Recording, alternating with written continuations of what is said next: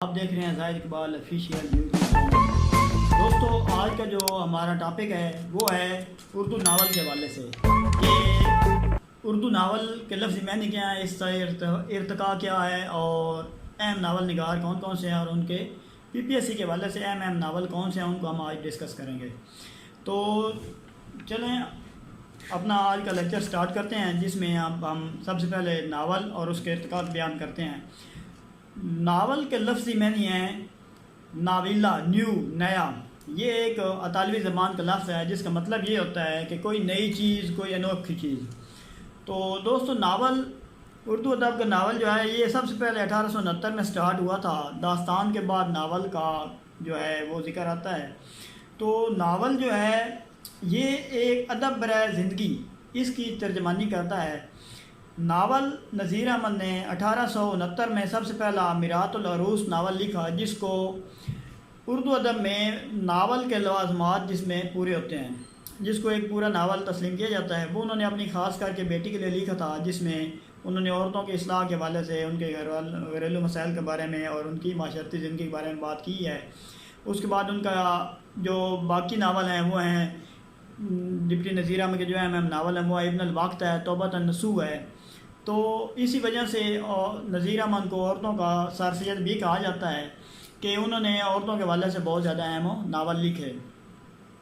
نذیر احمد کے بعد آ جاتے ہیں سرشار۔ سرشار جن نے اردو ناول نگاری میں کے فن اور اس کے روایت کو بھی اسی طرح تقویت بخشی، جو آج تک اردو ادب میں زندہ ہیں۔ ان کے جو اہم ناول ہیں وہ ہے افسانہ آزاد، اس کے علاوہ جامع سرشار، سیر کوثر، یہ ان کے ناول اہم ناول ہیں جو کہ بہت زیادہ شہرت یافتہ ہیں۔ اس کے بعد آ جاتے ہیں سجاد حسین۔ سجاد حسین کا جو سب سے اہم کردار ہے، جو کہ پچھلی مرتبہ بھی پیپر میں آیا ہوا تھا، اکثر ریپیٹڈ سوال ہے، حاجی بغلول۔ تو اس کے علاوہ احمد دین اور میٹھی چھری، یہ ان کے اہم ناول ہیں۔ ان کے بعد آ جاتا ہے مرزا ہادی رسوا۔ مرزا ہادی رسوا کا جو سب سے اہم ناول ہے، جو اردو ادب میں بہت زیادہ ڈسکس کیا جاتا ہے، وہ ہے امراؤ جان ادا۔ اس کے بعد ان کا ہے ذات شریف، شریف زادہ۔ اس طرح آگے آ جاتے ہیں راشد الخیری آ جاتے ہیں، وہ انہوں نے بھی اصلاحی ناول لکھنے کی کوشش کی تھی۔ تو ان کا جو ناول ہے وہ سمرنا کا چاند، شام زندگی، صبح زندگی، یہ ان کے اہم ناول ہیں۔ اس کے بعد آ جاتے ہیں عبداللہ حسین۔ عبداللہ حسین کا جو سب سے اہم ناول ہے وہ ہے اداس نسلیں۔ اداس نسلیں۔ اس کے بعد آ جاتا ہے ان کا باغ، نشیب، قید، یہ ناول جو ہیں یہ عبداللہ حسین کے ناول ہیں۔ اردو ادب اور یا ناول کی جو سب سے اہم تعریف جو مجھے سب سے اچھی لگی ہے وہ ہے H.W. ویلز کی تعریف ہے۔ وہ کہتا ہے کہ اچھے ناول کی پہچان حقیقی زندگی کا عکس ہوتی ہے، جو کہ حقیقی زندگی کو بیان کرے، ادب برائے زندگی کی بات کرے، وہ ایک اچھا ناول ہوتا ہے۔ اسی طرح آگے کرشن چندر آ جاتے ہیں۔ ان کا اہم ناول ہے شکست، جب کھیت جاگ اٹھے، مٹی کے صنم، میری یادوں کے چنار، ایک عورت ہزار دیوانے، برف کا پھول۔ تو یہ جو ان کے اہم ناول ہیں۔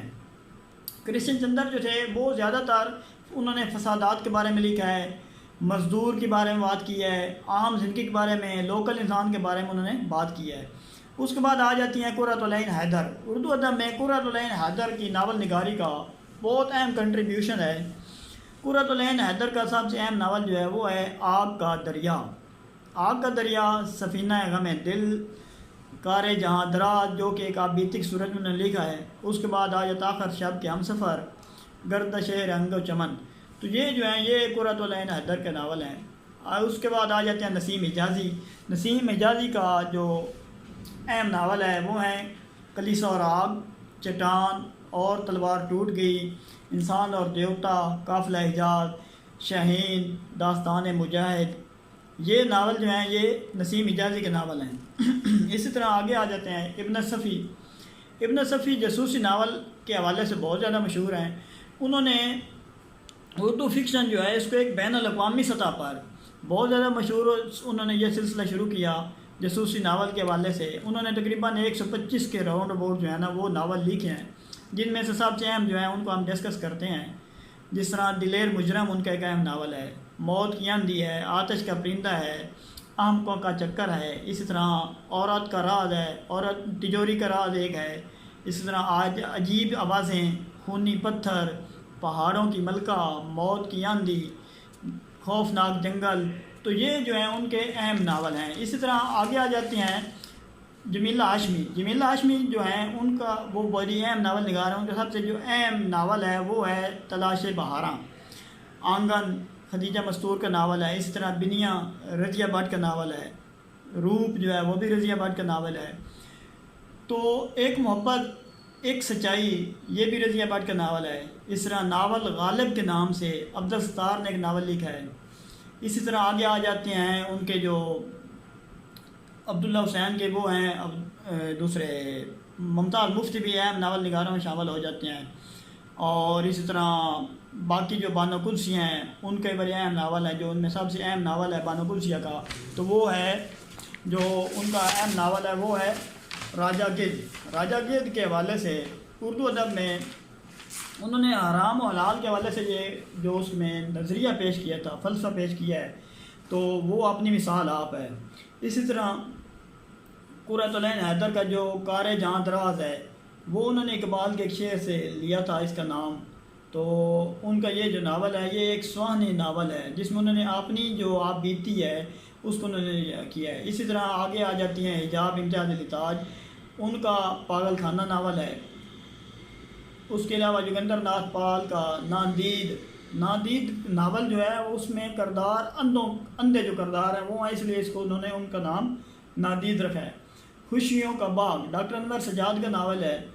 میں اور وہ انیس ناگی کا ہے۔